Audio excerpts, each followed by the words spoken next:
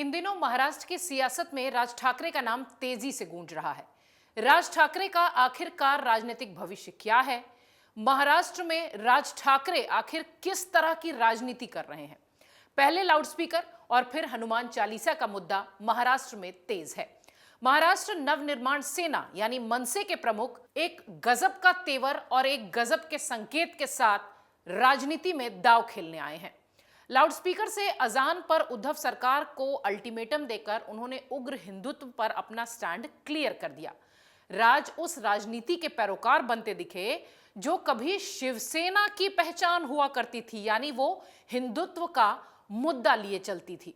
महाविकास अघाड़ी का हिस्सा बनने के बाद अब शिवसेना के तेवर बदले बदले से हैं।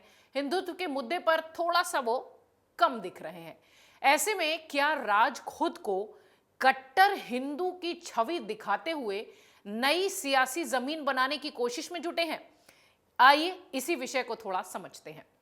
महाराष्ट्र की राजनीति में शिवसेना ने अपनी पहचान जिन दो मुद्दों को लेकर बनाई है वो है मराठी मानुस और उग्र हिंदुत्व।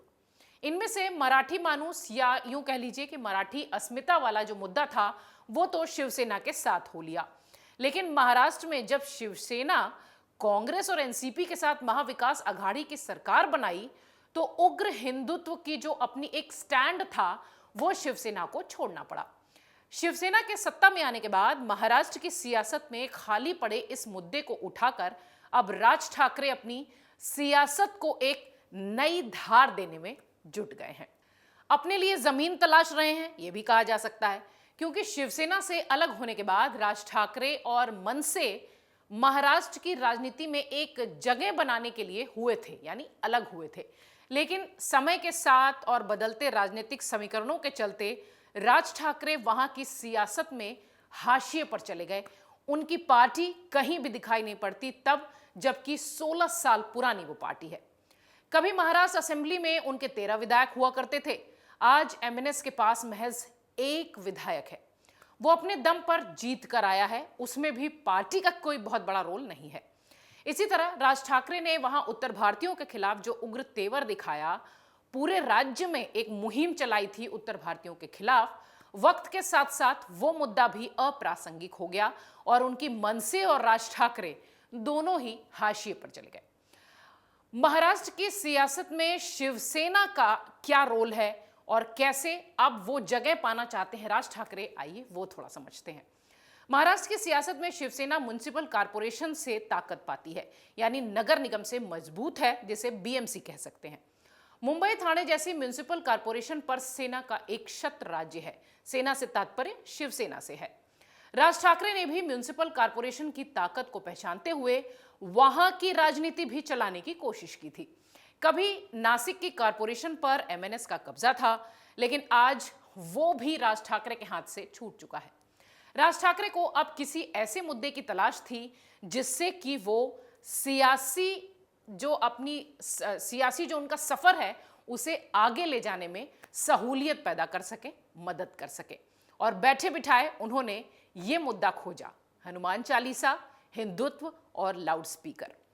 अब देखिए कि इस मुद्दे के साथ कैसे बीजेपी से उनकी नजदीकियां बढ़ रही हैं। कभी बीजेपी के विरोधी रहे राज ठाकरे इन दिनों बीजेपी के नजदीक हैं और उस मुद्दे के साथ हैं जो कि बीजेपी हमेशा से लेके चलती रही है। जब शिवसेना बीजेपी साथ थे तो राज बीजेपी का विरोध करते थे। कई सालों तक वो पीएम मोदी के पुराने वीडियो चला चलाकर उनकी नकल भी उतारते थे और उन पर निशाना भी साधते थे। लेकिन इधर कुछ सालों से अगर आप देखिए तो राज ठाकरे का बीजेपी का जो विरोध है वो ठंडे बस्ते में जा चुका है। महाराष्ट्र की राजनीति को समझने वाले इसके पीछे कई सारी वजह मानते हैं। राजनीतिक विश्लेषक इसके कई सारे कारण मानते हैं। राज ठाकरे के खिलाफ ईडी जैसी एजेंसियों के इस्तेमाल के बाद अब माना यह जा रहा है कि उनके सुर ठंडे हो चुके हैं, ऐसा कुछ लोगों का कहना है। इधर बीजेपी शिवसेना गठबंधन टूटना भी उनके बीजेपी के पास जाने की एक बड़ी वजह है। आपको याद होगा हमने एक रिपोर्ट में भी आपको पहले दिखाया था कि बीजेपी से नजदीकी राज ठाकरे इसलिए भी चाहते हैं क्योंकि वो शिवसेना की जगह लेना चाहते हैं। बीजेपी राज ठाकरे के रिश्तों के पीछे छिपे समीकरणों को शिवसेना प्रवक्ता और सीनियर नेता संजय राउत के उस बयान से भी समझ सकते हैं, जिसमें उन्होंने एक पत्रिका से बातचीत करते हुए कहा कि राज ठाकरे को महाराष्ट्र का ओवैसी करार दे देना चाहिए। बीजेपी राज ठाकरे को महाराष्ट्र में वैसे ही इस्तेमाल करना चाहती है जैसे यूपी में ओवैसी का इस्तेमाल किया जा रहा है। ये संजय राउत का बयान था। अब राज ठाकरे की बात करें तो हिंदुत्व के एजेंडे पर जिस तरीके से राज ठाकरे उतरे हैं, अयोध्या जाने की भी वो योजना बना रहे हैं, क्योंकि वहां से हिंदुत्व का एक अलग चैप्टर शुरू होता है। राज ठाकरे महाराष्ट्र की सियासत के एक पुरोधा हैं और जानकार ये मानते हैं कि बिना बीजेपी के सहयोग के अजान विवाद को लेकर इतना बड़ा आंदोलन बना देना संभव नहीं था। बीजेपी राज ठाकरे के बीच बढ़ती नजदीकियों का अंदाजा आप इस बात से भी लगा सकते हैं कि राज ठाकरे अयोध्या जाने की योजना बना रहे हैं। राज अकेले अयोध्या नहीं जाएंगे, बल्कि कहा यह जा रहा है कि ढेरों कार्यकर्ताओं और समर्थकों के साथ जाएंगे। सूत्र ये भी कह रहे हैं कि महाराष्ट्र के हर बड़े जिले से एमएनएस अयोध्या के लिए स्पेशल ट्रेन चलाने की भी बात कर रही है। यानी अगर ये देखिए तो महाराष्ट्र की सियासत में एक आदमी जो पहले बीजेपी का विरोध करता था, हिंदुत्व की बात नहीं करता था, वो आज पूरी तरह से हिंदुत्व के एजेंडे के साथ बढ़ रहा है। निश्चित तौर पर भविष्य की राजनीति और अपनी पार्टी मनसे को संवारने के लिए राज ठाकरे ने ये बड़ा कदम उठाया है, और अगर वो अपने इस कदम में सफल होते हैं तो निश्चित तौर पर महाराष्ट्र की सियासत में शिवसेना के बाद मनसे एक बड़ी पार्टी के रूप में उभरती नजर आएगी। देखना यह है कि राज ठाकरे की मंशा पूरी होती है या नहीं। डाउनलोड करें अमर उजाला ऐप और पाएं खबरें लगातार। अगर आप ये वीडियो YouTube पर देख रहे हैं तो हमारे चैनल को सब्सक्राइब करें और बेल आइकन को दबाना ना भूलें। अगर आप Facebook पर ये वीडियो देख रहे हैं तो हमारे पेज को लाइक करें।